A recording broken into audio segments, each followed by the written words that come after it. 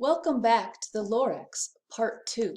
If you remember, the Lorax and the Onceler were arguing. I rushed across the room and in no time at all built a radio phone. I put in a quick call. I called all my brothers and uncles and aunts. I said, listen here, here's a wonderful chance for the whole Onceler family to get mighty rich. Get over here fast. Take the road to North Nitch, turn left at Weehawken, and a sharp right at South Stitch. And in no time at all in the factory I'd built, the whole Onceler family was working full tilt. We were all knitting thneeds just as busy as bees to the sound of the chopping of truffula trees. Then, oh baby, oh, how our business did grow. Then chopping trees one at a time was much too slow. So quickly I invented the super axe hacker, which whacked off 4 truffula trees in one smacker. We were making thneeds 4 times as fast as before, and that Lorax, he didn't show up anymore.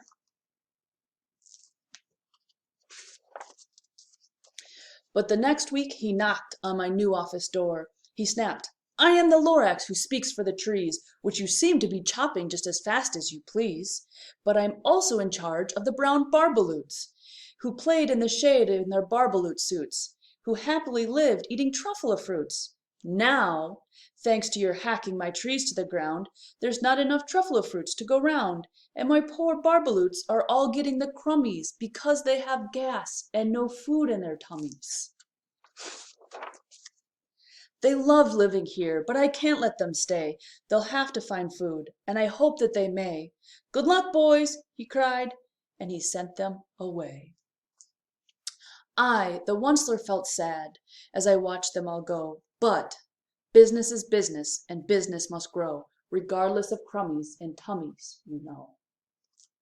I think it's sad that they have to carry that one. He has so many crummies in his tummy. I meant no harm, I most certainly did not, but I had to grow bigger, so bigger I got. I biggered my factory, I biggered my roads, I biggered my wagons, I biggered the loads. Of the thneeds I shipped out, I was shipping them forth. To the south, to the east, to the west, to the north, I went right on biggering, selling more thneeds, and I biggered my money, which everyone needs.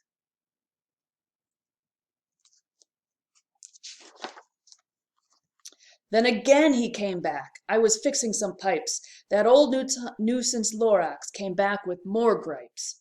I am the Lorax, he coughed and he whiffed. He sneezed and he snuffled, he snargled, he sniffed. Onceler, he cried with a gruffulous croak. Onceler, you're making such smogulous smoke. My poor swammy swams, why they can't sing a note.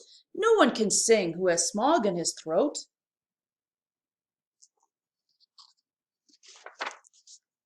And so, said the Lorax, please pardon my cough. They cannot live here, so I'm sending them off. Where will they go? I don't hopefully know. They may have to fly for a month or a year to escape the smog you've smogged up around here.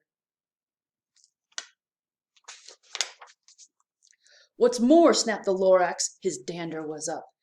Let me say a few words about Gluppity-Glup. Your machinery chugs on day and night without stop, making gluppity-glup and also schloppity-schlop. And what do you do with this leftover goo?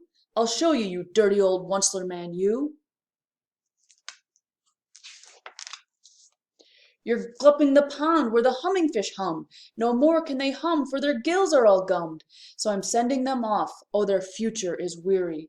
They'll have to walk on their fins and get woefully weary in search of some water that isn't so smeary. And then I got mad. I got terribly mad. I yelled at the Lorax, now listen here, Dad. All you do is yap yap and say bad, bad, bad. Well, I have my rights, sir, and I'm telling you I intend to go on just doing what I do. And for your information, you Lorax, I'm figuring on biggering and biggering and biggering, turning more truffula trees into thneeds, which everyone needs. And in that very moment we heard a loud whack. From outside in the fields came a sickening smack of an axe on a tree. Then we heard the tree fall, the very last truffula tree of them all. All right, you're gonna have to stay tuned to see what happens after the last truffula tree falls.